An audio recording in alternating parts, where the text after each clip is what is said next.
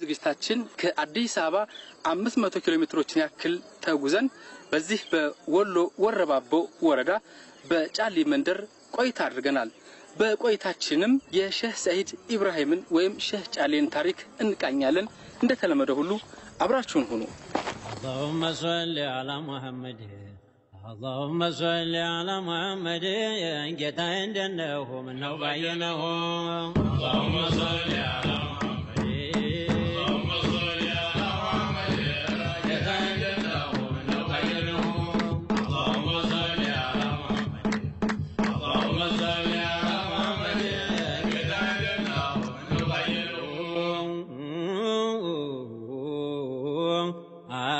مسكانا يدرسوا عند زينه وتملاهم بفيت عند عينه بقول لا يشومون عند بينه تللاو بمولد عند لينه حجاب قلته ولا من بينه قالت يدرسوا لنا عند متاه تولهم مبلطوا بجمال فتاه ሼህ ሰዒድ ጫሌ በአማራ ክልል ደቡብ ወሎ ዞን ወረባቦ ወረዳ ጫሌ በምትባል ቀበሌ ከ1872 እስከ 1948 ዓመተ ምህረት እንደኖሩ መረጃዎች ይጠቁማሉ።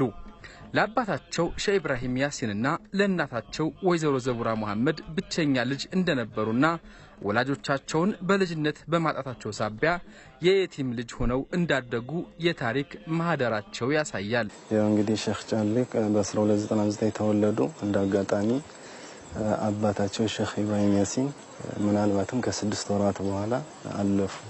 1300 እንደ ሂጅሪ አቆጣጠር ወይ 1873 እንደ ኢትዮጵያ አቆጣጠር እናታቸውን ከ4 እስከ 4 አመት ድረስ እናታቸው ከተከታተለቻቸው በኋላ እናታቸውን በዛው አጋጣሚ አልፈዋል ማለት ነው። ስለዚህ ሼህ ጫሌ ከዛ በኋላ የነበረ ህይወታቸው ወላጅ አልባ ወይም የቲም ተብሎ በሚታወቅ መልኩ ነው የነበረ። እንግዲህ ይሄ እድገታቸው እንደዛ ሆኖ መቀጠል እንደሌለበት ወይም ደግሞ ከአባታቸው ጋር ጥሩ ግንኙነት ጥሩ ወዳጅነት የነበራቸው ዝምድናም እንዲሁ የነበራቸው የአካባቢው ገዢ የነበሩ ራሶሌ እንግዲህ እሳቸው ሼህ ጫሌ በዚህ መልኩ ማደግ የለበትም የወንድሜ ኢብራሂም ልጅ ብለው እሳቸው ወስደው ከራሳቸው ቤተ መንግስት እንዲያሳድጓቸው ሆነ ማለት ነው። እና ሼህ ጫሌ ከ4 አመት በኋላ ያለውን የህይወት ክፍላቸውን እዛው ቤተ መንግስት ውስጥ ሆነው ነው ያካሄዱ ወይም ያጠናቀቁ። ያም እስከ 17 አመታት ድረስ የዘለቀ እንደሆነ ይታመናል። እንትና ሼህ ሰዒድ ኢብራሂም ጫሊ የተወለዱት ጀማሉዲን አልአንይ በስደት ላይ ባሉበት ወርሳ ሚሳ በምትባል ሄጅ ውስጥ ሞተው ኮረሚ ተከበር በዛን አመት ደግሞ አላህ ዲኑን ለመጠበቅ ጥበቡ ነው። ይሄ አንይ በሞቱ አመት በ1300